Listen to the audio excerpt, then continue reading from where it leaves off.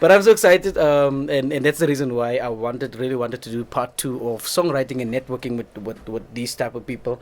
And this is Pastor Yes. LillyRose, a young lady that I heard and saw for the first time in Gelukstaal a few years ago at Yes. the Pinkster in Gelukstaal, and it was just an amazing experience to experience how God was using you that evening, and the lights went off Thanks, because Pastor. Yeah, while I was preaching.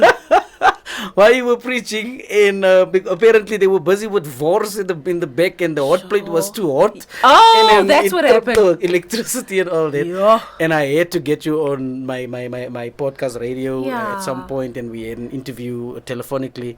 And when I thought about this, and I heard a little bit about yourself in terms of music and all that. Yes. Before we go into that, who is LillyRose? Is it your stage name or is it your actual name? So my name is Lily Rosie Beckett. I'm named after my two grandmothers. My mom's mom was Lily, my father's mother was Rosie. So when they came together and they had me as their eldest daughter, they gave me their mother's names. Oh. So but Lily Rose is just easier and it's smooth on the tongue. Yeah, and it it is. just sounds nicer. So but I'm a girl from Kliptown, born and raised just actually just across the street. Wow. This is my hometown. Oh. And I started singing at the age of 10. I remember being in Sunday school, and the first song I sang was This Little Light of Mine. And when they asked me to sing it the second time, I was like, oh, so I must have a nice voice, because nobody said it to me. At what age was it? It was 10 years old in Sunday Okay, school. sorry. And so I've been singing like for years, just doing different gigs until certain things changed in my life and I just decided to take a different route. But music has been part of my life. And currently I'm vocal coach at my church. I have a couple of students that I do vocal coaching with. And I am getting back in the game. It's such a I don't know what word to use now, but it's so weird because when I first heard you, because I don't know you, Yeah. you were preaching so well. And Thank you, Pastor. when somebody told me about the music side, I was like, no, man.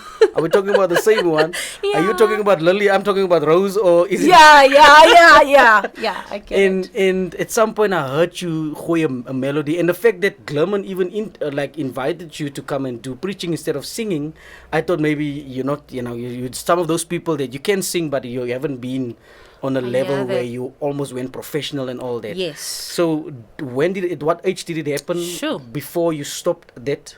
I was 18 years old, and during that time I was doing a lot of gigs with Yanaman. And we were traveling across the country doing gigs. And there was an opportunity for me to go to the US. And I come from a very strict background. And by that I mean, Pinkster, my pa was baie strict, ons kerk was baie strict. So earrings and die hare en al die broek gedra en my makeup and my lashes, all of it was Jezebel back then. But I know that there was something more that God gave me, but I wasn't allowed to express it in the church because of my gender, and so there was an opportunity for me to go to the States. I was about 18, 19 years old, and I had to make a choice. Am I going to go and save this life that I have? Because I felt like I would die if I'd stay. Yeah. And I decided to leave. And when I left, I did not consider taking music with me. I just took Lily. Wow. I just took Sure. Lily, and I think it's because during that time music for me wasn't a gospel thing. I was doing a lot of secular gigs at the time, and we were singing, Beyonce stuff, Dream Girls. We were traveling, doing those kinds of music, gospel as well. But I was more broad. And when I left the country, I had made a decision to walk away from secular. But I didn't consider, I was young, immature, that I could take gospel with me and still do something significant with it. And so my life in the States, when I got there, I was there for almost 7 years.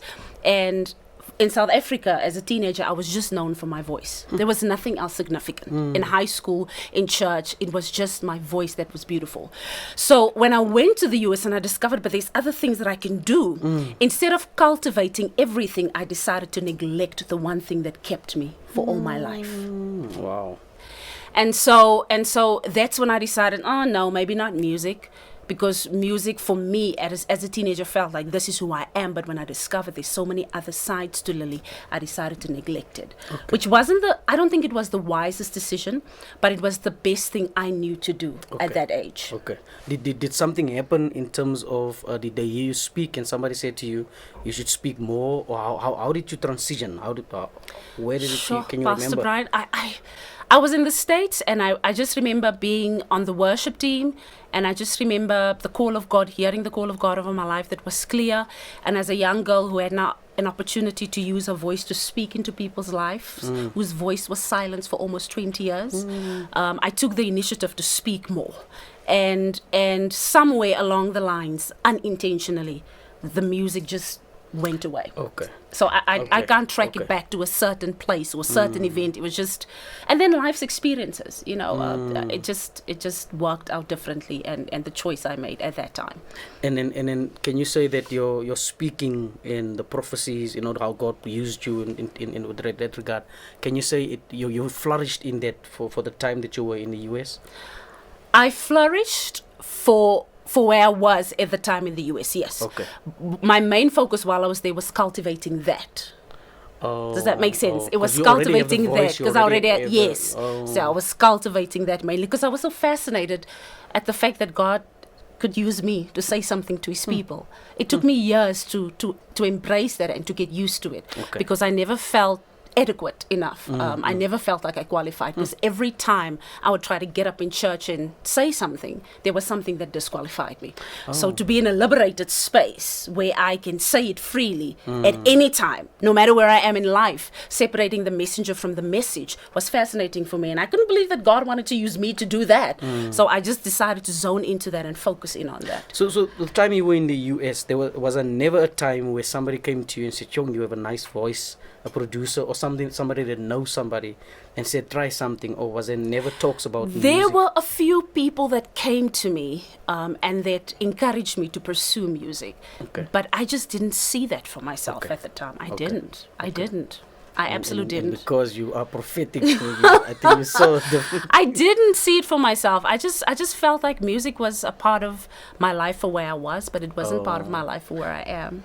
Can you say it was a bit of a... Was it going to open some wounds if you had to go into that?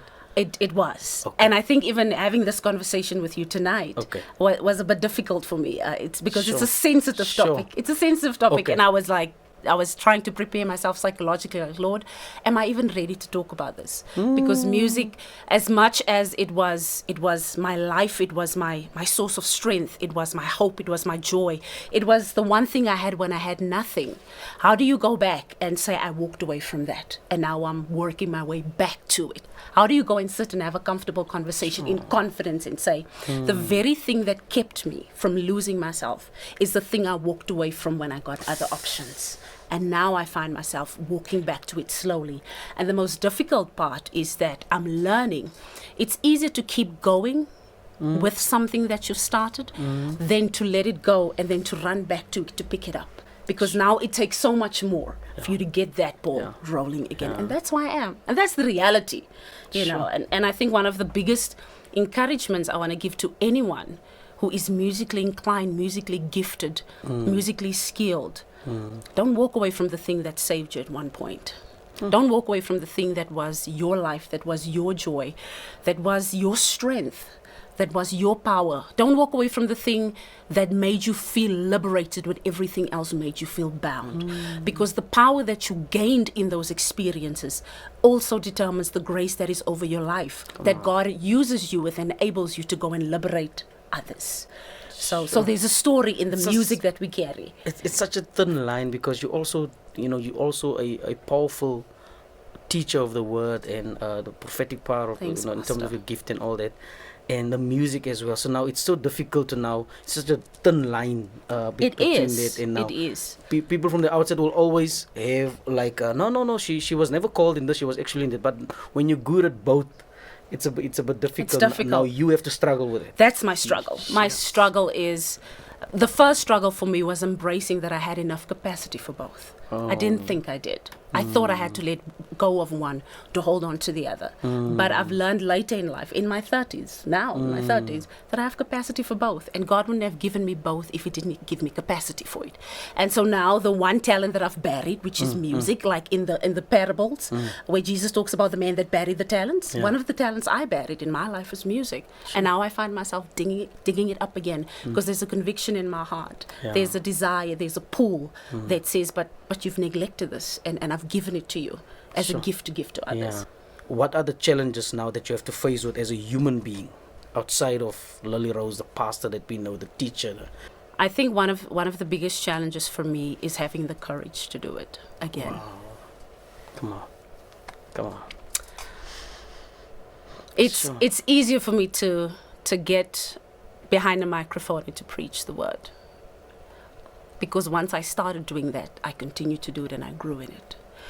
It's also easy for me to grab a mic and go in a church service and sing, because when I do it, it's me and God, and I'm singing for an audience of one in the presence of His people. But to take what God has given me in writing, to take what God has given me in melody, to take what God has given me in expressing the gift that the expression of the gift that He's instilled in me, taking that independently outside of singing Pastor Brian's song or a famous artist song, that's the challenge. It's, if I go back to this now and I stand, am I going to make it? That's the reality. Is it going to work out for me the way I envisioned it in the beginning, before there was preaching, before there was ministry, before there was all these other things? It is the courage to step back in after you've walked away. I had a contract in my one hand and I had a ticket to leave the country in the other. I gave the contract back and left the country. So now I'm at that place. Like, is it going to work? All things are possible, I get that.